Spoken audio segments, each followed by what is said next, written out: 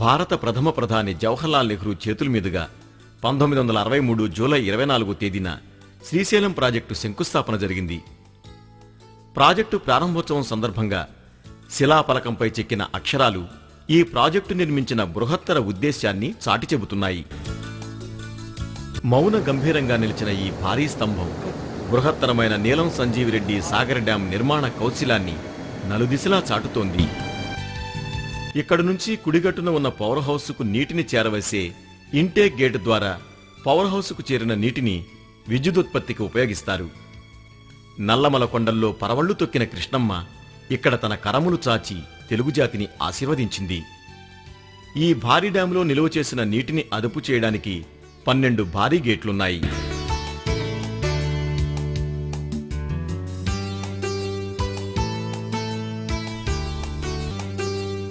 కర్నూలు జిల్లా కృష్ణానదీ తీరాన ప్రాచీనాలయంలో వెలిసిన ప్రఖ్యాత బ్రహ్మరాంబ సహిత మల్లికార్జున స్వామి దేవాలయం పక్కనే ఈ ఆధునిక దేవాలయం వెలిసింది.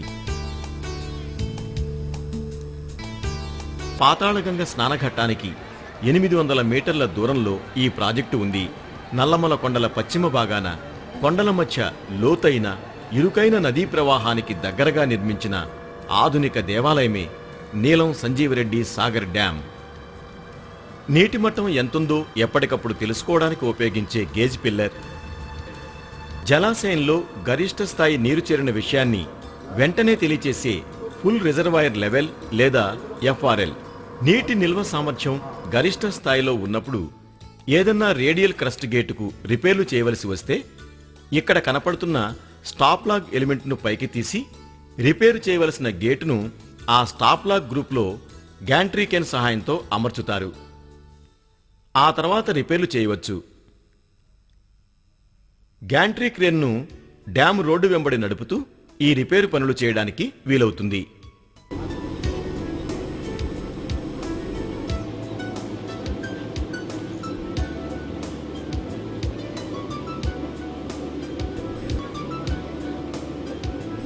నీలం సంజీవరెడ్డి సాగర్ డ్యాం ఇది కేవలం సిమెంటు కాంక్రీటులతో కట్టిన కట్టడం కాదు.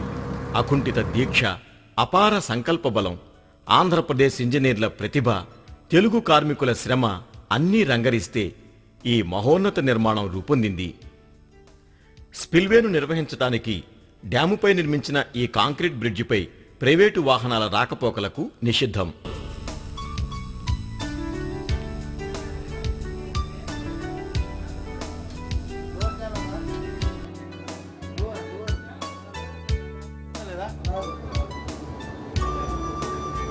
ఈ కేబుల్ వే 1974 సంవత్సరంలో నిర్మించారు. దాదాపు 12.5 టన్నుల బరువు మోసే సామర్థ్యం ఈ కేబుల్ వేకు ఉంది. బేచింగ్ ప్లాంట్ నుంచి కాంక్రీటును రవాణా చేయడానికి దీన్ని ఉపయోగించటం వల్ల డ్యాము నిర్మాణం త్వరితగతిన పూర్తయింది.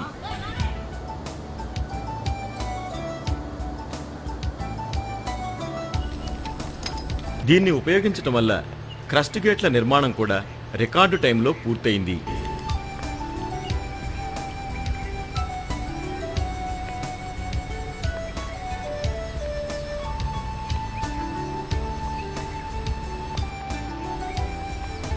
కేబుల్ వేలో అత్యంత కీలకమైన భాగం టెయిల్ మాస్టర్.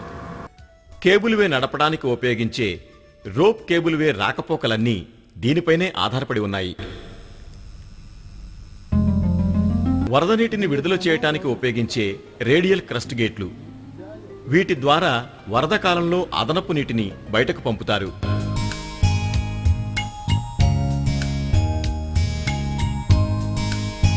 విద్యుత్తు సరఫరాలో ఎప్పుడైనా అంతరాయం ఏర్పడితే ఈ డీజిల్ జనరేటర్లు ఉపయోగిస్తారు. వీటి ద్వారా ఉత్పత్తి చేసిన విద్యుత్తుతో డ్యాం గ్యాలరీలు, క్రస్ట్ గేట్ల ఆపరేషన్లను నిర్వహిస్తారు. రిజర్వాయర్లో నీరు ఆవిరయ్యే పరిమాణాన్ని, ఈ ప్రాంతంలో కురిసిన వర్షపాతం పరిమాణాన్ని లెక్కించడానికి ఉపయోగించే ప్యాన్ ఎవాపరోమీటర్. నీలం సంజీవరెడ్డి సాగర్ డ్యాం మోడల్. ఇందులో ఎరుపు రంగు రేఖలు ప్రస్తుతం వినియోగంలో ఉన్న రహదారులను సూచిస్తున్నాయి. పసుపు రంగు రేఖలు పాతకాలానికి చెందిన ప్రస్తుతం వినియోగంలో లేని రహదారులను సూచిస్తున్నాయి. నీలం రేఖలు నీటి ప్రవాహాన్ని సూచిస్తున్నాయి.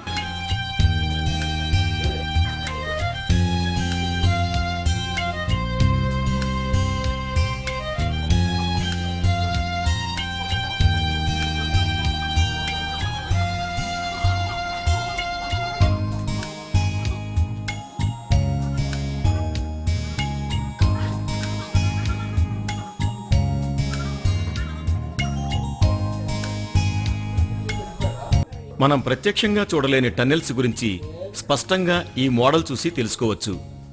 పవర్ టన్నెల్ నిర్మాణానికి వస్తే 2430 అడుగుల పొడవు, 15 మీటర్ల వ్యాసం కలిగిన కాంక్రీటు సొరంగాన్ని నిర్మించారు. ఈ సొరంగం ద్వారా 20 అడుగుల వ్యాసం కలిగిన 7 పెనస్టాక్ సొరంగాలకు నీరు సరఫరా అవుతుంది. ఈ సొరంగాలు పవర్ హౌస్లోని 7 యూనిట్లకు వెళతాయి. ఇందులో ఇంటేక్ స్ట్రక్చర్ నిర్మాణం కూడా చూడగలం.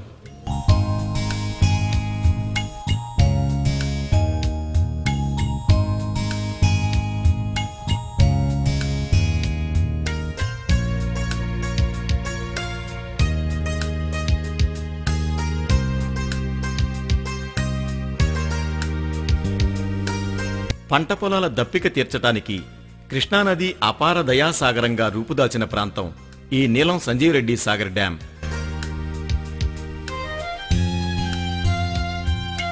డ్యాములోని గ్యాలరీల నిర్మాణానికి వస్తే లోతైన ప్రవాహ భాగంలో 495 అడుగుల వద్ద ఫౌండేషన్ గ్యాలరీ, 680 అడుగుల వద్ద ఇంటర్మీడియట్ గ్యాలరీ, 780 అడుగుల వద్ద top gallery, cross gallery, transverse గ్యాలరీలు ఉన్నాయి. ఈ పోరస్ డ్రైన్ను డ్యాము లోపలి భాగంలో నీటి ఒత్తిడిని తగ్గించడానికి ఉపయోగపడుతుంది. ఇక్కడ ఉన్న సీపేజ్ వాటర్ కలెక్షన్ పాయింట్ వద్ద సీపేజ్ వాటర్ను సేకరించడం జరుగుతుంది. బకెట్కు కింద ఉన్న నిర్మాణాన్ని ఎప్రాన్ అంటారు.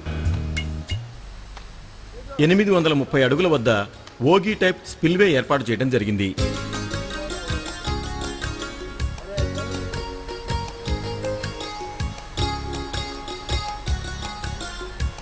గేట్లు తెరిచినప్పుడు విపరీతమైన శక్తితో విడుదలయ్యే నీరు క్రింద భూమిని ఒకేసారి తాకితే ఆ ఒత్తిడిని అక్కడ నేల తట్టుకోవడం కష్టం. నీరు కింద పడుతున్న ఆ శక్తిని తగ్గించడానికి కింద పడుతున్న నీటి జెట్ను గాల్లో ఎగిసిపడేలా చేయడానికి అనుగుణంగా ఈ బకెట్ నిర్మించారు. బకెట్లో పడిన నీరు గాల్లోకి అతివేగంగా ఎగిసిపడుతుంది. అలా గాల్లోకి ఎగిసినప్పుడు నురుగుగా ఆవిరిగా మారి మరల భూమిని తాకుతుంది. ఆ విధంగా మరలా భూమిని తాకినప్పుడు ఏర్పడిన నీటి మడుగును ప్లంజ్ పూల్ అంటారు. ప్లంజ్ పూల్లోని నీరు తీవ్రమైన వేగం, అలజడి కలిగి ఉంటుంది. రిజర్వాయర్ నిల్వ సామర్థ్యం 8716 మిలియన్ క్యూబిక్ మీటర్. కృష్ణానదిపై నిర్మించిన రెండవ జల విద్యుత్ ప్రాజెక్ట్ శ్రీశైలం ప్రాజెక్ట్. 470 అడుగుల ఈ భారీ ఆనకట్ట పొడవు 512 మీటర్లు. స్పిల్వేకు అనుగుణంగా ఉండే రేడియల్ టైప్ గేట్లను ఇక్కడ ఏర్పాటు చేయడం జరిగింది. వీటి పనితీరు చాలా మెరుగ్గా ఉంటుంది. 60 అడుగుల వెడల్పు, 55 అడుగుల ఎత్తు కలిగిన ఈ రేడియల్ క్రస్ట్ గేట్లతో వరద ప్రవాహాన్ని అదుపు చేస్తారు.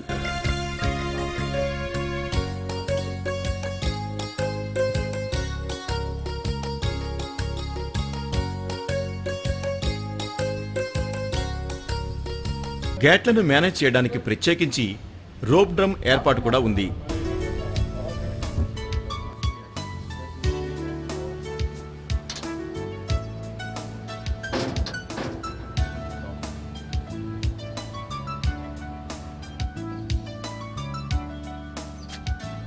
స్పిల్వేకు రెండు వైపులా కూడా ఓవర్ఫ్లోకు అవకాశం లేని విభాగాలు ఉన్నాయి.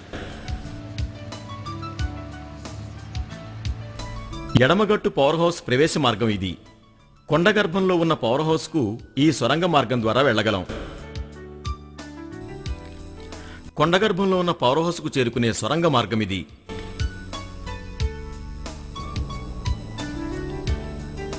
ఎడమగట్టు పవర్ హౌస్ మెయింటెనెన్స్ కు ఉపయోగపడే ఓవర్ హెడ్ ట్రావెలింగ్ క్రేను. ఇది విద్యుత్ శక్తి ద్వారా పనిచేస్తుంది. దీని సామర్థ్యం దాదాపు 450 టన్నులు.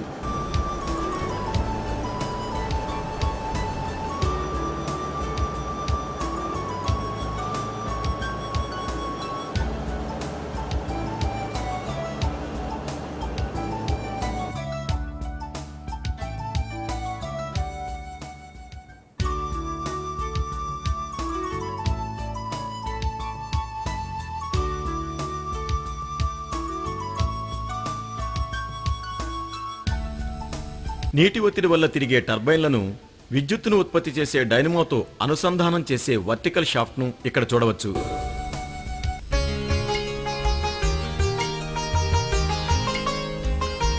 టర్బైన్పై నీటి ఒత్తిడిని నియంత్రించే బటర్ఫ్లై వాల్వ్ ఇది. హైడ్రాలిక్ కంట్రోల్తో పనిచేస్తుంది.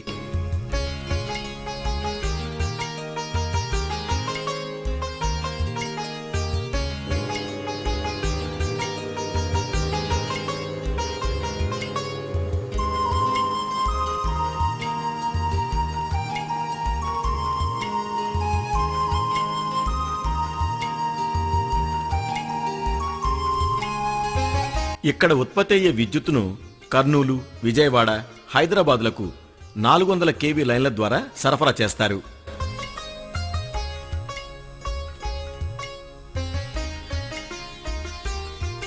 ఈ విద్యుదుత్పత్తి జెన్కో ఆధ్వర్యంలో జరుగుతుంది.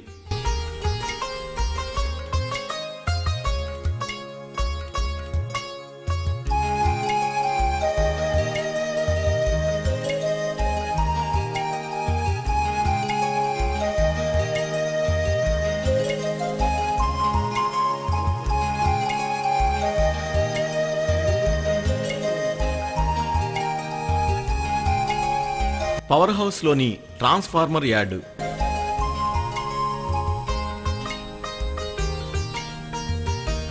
పాతాళగంగ రూపంలో మల్లికార్జున సేవ చేసిన కృష్ణమ్మ ముక్కంటి చల్లని మంట మాదిరి విద్యుత్ ప్రవాహాలను సృష్టించి తెలుగు పల్లెల చీకట్లను పారద్రోలి వెలుగును ప్రసాదించింది. ఆ కనపడేది కుడిగట్టు పవర్ హౌస్కు సంబంధించిన switch yard.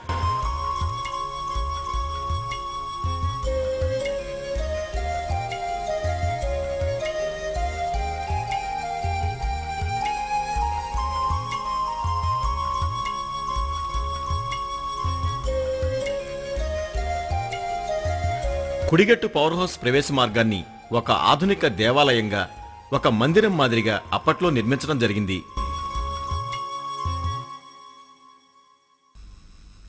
Power house building ఒక కాంక్రీటు కట్టడం.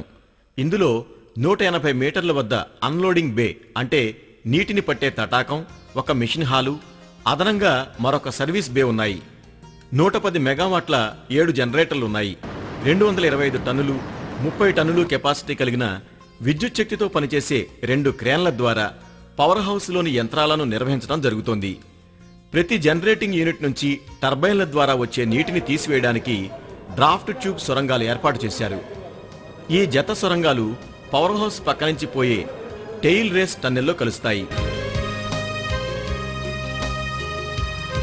కుడిగట్టున ఉన్న పవర్ హౌస్లో విద్యుదుత్పత్తి జెన్కో ఆధ్వర్యంలో జరుగుతుంది. ఈ విద్యుత్తును గ్రిడ్కు అనుసంధానం చేస్తారు. పవర్ హౌస్ కంట్రోల్ రూమ్లో ఇక్కడి కార్యకలాపాలను పర్యవేక్షించడం జరుగుతుంది. శ్రీశైలం కుడిగట్టు ప్రధాన కాలువ డ్యాముకు సుమారు 80 కిలోమీటర్ల ఎగువన పోతిరెడ్డిపాడు హెడ్ రెగ్యులేటర్ నుంచి ఈ కాలువ ప్రారంభమవుతుంది.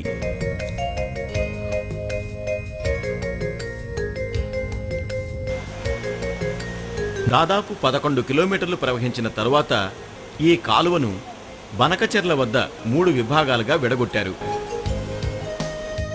అందులో ఒకటి తెలుగు గంగ,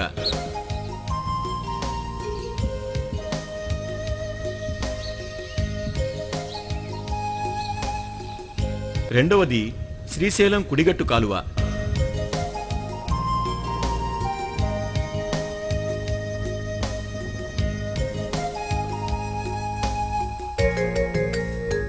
మూడవది నిప్పులవాగులో కలుస్తుంది. ప్రభుత్వం 1995లో ఎస్ఎల్బిసిని ఒక లిఫ్ట్ స్కీమ్గా చేపట్టాలని నిర్ణయించింది.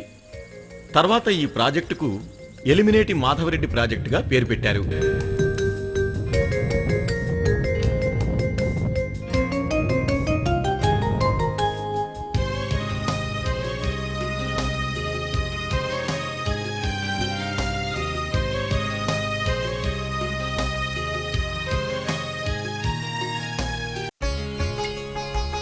దిగువ స్థాయి కాలువ వరద సీజన్లో నీటిని భూమి ఆకర్షణ ద్వారా అంటే కాలువ వాలు ద్వారా ప్రవహించేలా చేయడానికి ఉపయోగపడుతుంది. వరదలు లేని కాలంలో నాగార్జున సాగర్ రిజర్వాయర్ నుంచి 4 టర్బైన్ల ద్వారా నీటిని 27.50 మీటర్ల వరకు చేరవేయడానికి దీన్ని నిర్మించారు. నల్గొండ జిల్లాలో 50,000 ఎకరాల ఆయకట్టుకు ఈ కాలువ నీటిని అందిస్తోంది.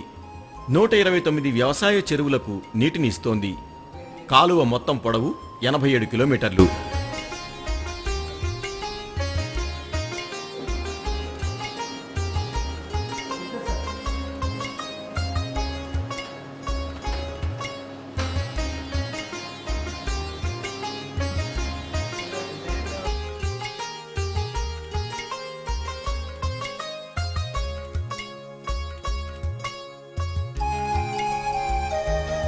హై లెవెల్ కాలువ వివరాలను పరిశీలిస్తే 3.32 కిలోమీటర్ల పొడవు, 15 మీటర్ల వెడల్పు ఉన్న అప్రోచ్ కెనాల్ను నాగార్జున సాగర్ రిజర్వాయర్ నుంచి తవ్వడం జరిగింది.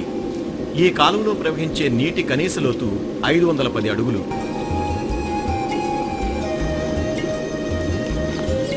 18 మెగావాట్ల సామర్థ్యం కలిగిన 4 పంపులు నిర్మించారు. ఒక్కో పంపుకు 600 క్యూసెక్కుల నీటిని 665 మీటర్ల పొడవైన డెలివరీ పైపు ద్వారా 100 మీటర్ల ఎత్తుకు చేరవేస్తోంది. 0.4 టీఎంసీల సామర్థ్యం, 2.29 కిలోమీటర్ల పొడవు ఉన్న సిస్టర్ను ఒకటి ఇక్కడ నిర్మించారు. ఇక్కడ పంపు చేసిన నీళ్లు మొదట సిస్టర్న్లో నిల్వ చేస్తారు. అక్కడ నుంచి 9.26 కిలోమీటర్ల పొడవున్న లింక్ కెనాల్ ద్వారా అక్కంపల్లి బ్యాలెన్సింగ్ రిజర్వాయర్కు కాలువ వాలు వల్ల అంటే గ్రావిటీ వల్ల నీళ్లు ప్రవహిస్తాయి. అక్కంపల్లి బ్యాలెన్సింగ్ రిజర్వాయరు నీటి నిల్వ సామర్థ్యం 1.5 టీఎంసీలు.